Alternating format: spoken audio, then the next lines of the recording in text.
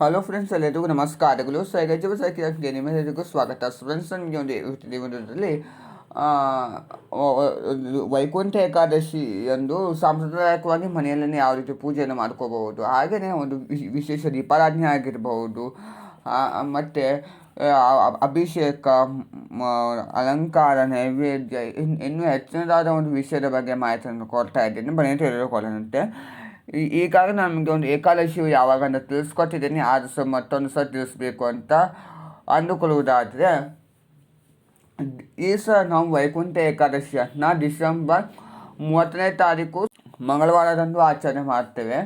ಹಾಗೆಯೇ ಉಪವಾಸವನ್ನು ನಾವು ಸೋಮವಾರ ಸಾಯಂಕಾಲದಿಂದ, ಅಂದರೆ ದಶಮಿ ತಿಥಿಯಿಂದಲೇ ನಾವು ಪ್ರಾರಂಭ ಮಾಡಬೇಕು. ಸೊ ನಾವು ಸಾಯಂಕಾಲದಿಂದ ಉಪವಾಸವನ್ನಿದ್ದು 30ನೇ ತಾರೀಕು ಏಕಾದಶಿದಂದು ಸಂಪೂರ್ಣವಾಗಿ ನಾವು ಉಪವಾಸವನ್ನಿದ್ದು 31ನೇ ತಾರೀಕು ಬುಧವಾರ ದ್ವಾದಶಿತಂದು ನಾವು ಪಾಲನ ಮಾಡಿ ಉಪವಾಸವನ್ನು ಬಿಡುವಂಥದ್ದು. ಈ ಥರ ನಾವು ಈ ವೈಕುಂಠ ಏಕಾದಶಿಯ ಒಂದು ಉಪವಾಸವನ್ನು ಆಚರಣೆ ಮಾಡ್ತಿರ್ತೇವೆ.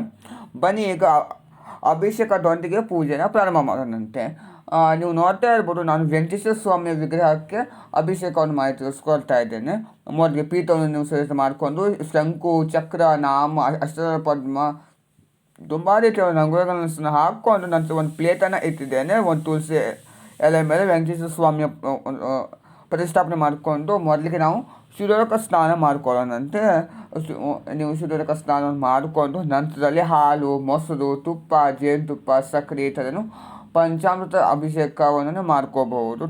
ವಿಶೇಷವಾಗಿ ನಾವು ಇದನ್ನು ಮಾಡಿದರೆ ತುಂಬ ಒಳ್ಳೆಯದು. ನಂತರದಲ್ಲಿ ಮತ್ತೊಂದು ಸಲ ನೀವು ಸೂರ್ಯೋದಕ ಸ್ನಾನವನ್ನು ಮಾಡಿಕೊಂಡು ಇದರ ಜೊತೆಗೆ ಹಣ್ಣುಗಳಿಂದ ಸಹ ನೀವು ಅಭಿಷೇಕವನ್ನು ಮಾಡ್ಕೋಬಹುದು.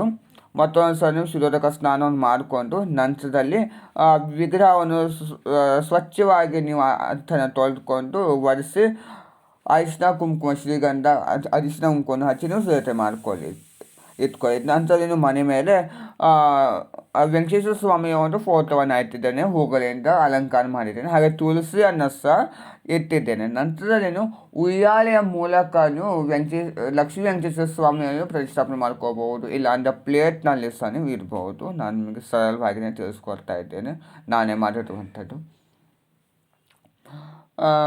ಲಕ್ಷ್ಮೀ ವೆಂಕಟೇಶ್ವರ ಸ್ವಾಮಿಯನ್ನು ಇಟ್ಟು ಗೆಜ್ಜೆ ವಸ್ತ್ರವನ್ನು ಹಾಕಿದ್ದೇನೆ. ಹಾಗೆಯೇ ಕೆಂಪು, ಹಳದಿ, ತುಳಸಿಯಿಂದ ನಾನು ಅಲಂಕಾರ ಮಾಡಿಕೊಂಡಿದ್ದೇನೆ.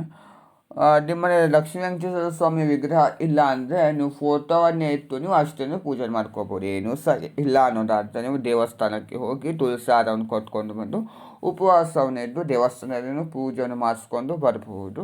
ನಿಮಗೆ ಒಂದೇ ಪ್ರತಿಫಲನೇ ಸಿಗುವಂಥದ್ದು. ಆದರೆ ದೀಪಾರಾಧನೆಯನ್ನು ಸಹ ನೀವು ದೇವಸ್ಥಾನದಲ್ಲೇ ಮಾಡುವಂಥದ್ದು ತುಂಬ ಒಳ್ಳೆಯದು. ಈಗ ನಾನು ನಿಮಗೆ ಒಂದು ದೀಪಾರಾಧನೆಗಳನ್ನು ಸಹ ತಿಳಿಸ್ಕೊಡ್ತಾ ಇದ್ದೀನಿ. ಇದು ನೀವು ಅಖಂಡ ದೀಪಾರಾಧನೆ ಸಹ ನೀವು ಮಾಡ್ಬೋದು ಮನೆಯಲ್ಲಿ. ನೀವು ಏಕಾದಶಿ ಮಾಡುವುದಾದರೆ ನೀವು ಅಖಂಡ ದೀಪಾರಾಧನೆ ಒಂದು ದಿನ ಪೂರ್ತಿ ನೀವು ಒಂದು ದೀಪಾರಾಧನೆಯನ್ನು ಉಳಿಸಿದ್ರೆ ತುಂಬಾ ಒಳ್ಳೆಯದು. ನಿಮಗೆ ಇಷ್ಟವಾದರೆ ನೀವು ಮಾಡ್ಕೋಬೋದು. ಶಂಕುಚಕ್ರ ನಾಮದ ಒಂದು ದೀಪದಲ್ಲಿ ನೀವು ಮಾಡ್ಕೋಬಹುದು. ಇಲ್ಲಾಂದರೆ ಮನೆ ದೀಪವನ್ನು ಸಹ ನೀವು ಹಚ್ಬೋದು. ಹಾಗೆಯೇ ವಿಶೇಷ ದೀಪಾರಾಧನೆ ಅನ್ನೋದಾದರೆ ಅಕ್ಕಿಟ್ಟಿನ ದೀಪಾರಾಧನೆಯನ್ನು ತಿಳಿಸ್ಕೊಡ್ತಾ ಇದ್ದೇನೆ. ಅಕ್ಕಿಟ್ಟಿನ ದೀಪಾರಾಧನೆ ನೀವು 7 ಸಿದ್ಧತೆ ಮಾಡಿಕೊಂಡು ದೀಪಾರಾಧನೆ ಮಾಡಬೇಕಾಗಿರುವಂಥದ್ದು.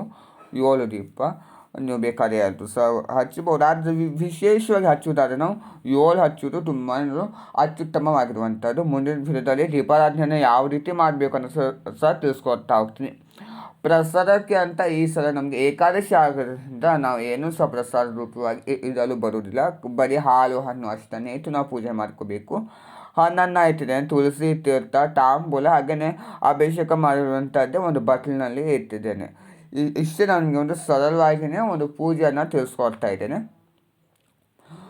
ವೆಂಕಟೇಶ್ವರ ಸ್ವಾಮಿ ಅಷ್ಟೋತ್ತರವನ್ನು ಸಹ ಹೇಳ್ಕೊಳ್ಳಿ. ಹಾಗೆ ವಿಷ್ಣು ಸಹಸ್ರನಾಮ ಸಹ ಹೇಳ್ಕೊಳ್ಳಿ, ತುಂಬ ಒಳ್ಳೆಯದಾಗಿರುವಂಥದ್ದು. ವೆಂಕಟೇಶ್ವರ ಸ್ವಾಮಿಯ ಪಕ್ಕದಲ್ಲಿ ಒಂದು ಮಡಿಕೆಯಲ್ಲಿ ಲಕ್ಷ್ಮಿಗೆ ಇಷ್ಟವಾದ ಎಲ್ಲ ವಸ್ತುಗಳನ್ನು ಹಾಕಿ ಪಕ್ಕದಲ್ಲಿ ಇಟ್ಟಿದ್ದೇನೆ. ಹಾಗೆ ಅದು ದೀಪವನ್ನು ಸಹ ಹಚ್ಚಿಟ್ಟಿದ್ದೇನೆ.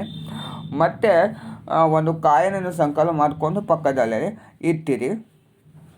ಈಗ ಪೂಜೆಯನ್ನು ಪ್ರಾರಂಭ ಮಾಡೋಣಂತೆ.